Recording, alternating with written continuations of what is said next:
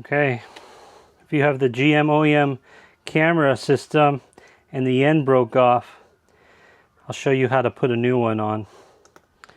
Here's a new end that you can get. It's got the end that matches up. You see here, it's the same. You have your little copper lead, which we'll have to solder on, and then we crimp it, the end on it. So first thing you want to do is slide that crimp part over, because that crimp part is going to go over the end and crimp it down. Okay, so you put that over the wire first, don't forget that, or else you have to start over. And then we need to downsize this cable. So I got this tool here that's going to help us. When I slid off the end, it looks like it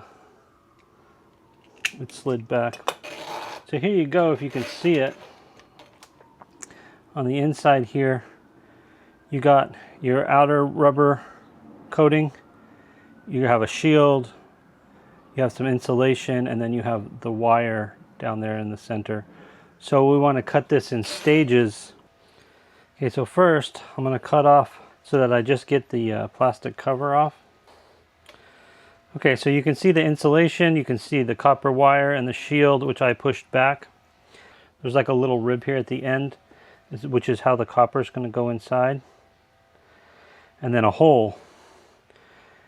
And then that hole will throw on some solder. And then we'll put the insulation over.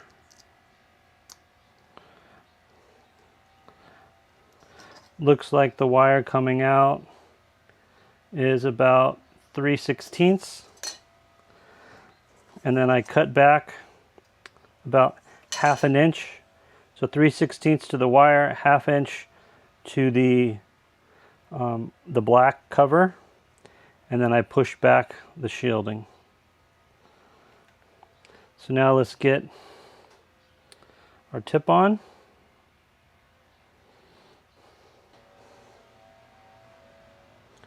Just gonna have the hole facing up. I'm gonna set it on. It's gonna get hot rather quickly.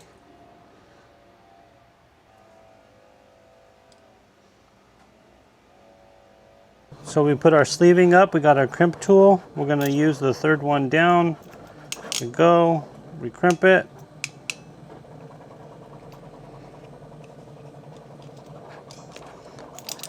Now we're done. Now we have everything connected, soldered, ready to go.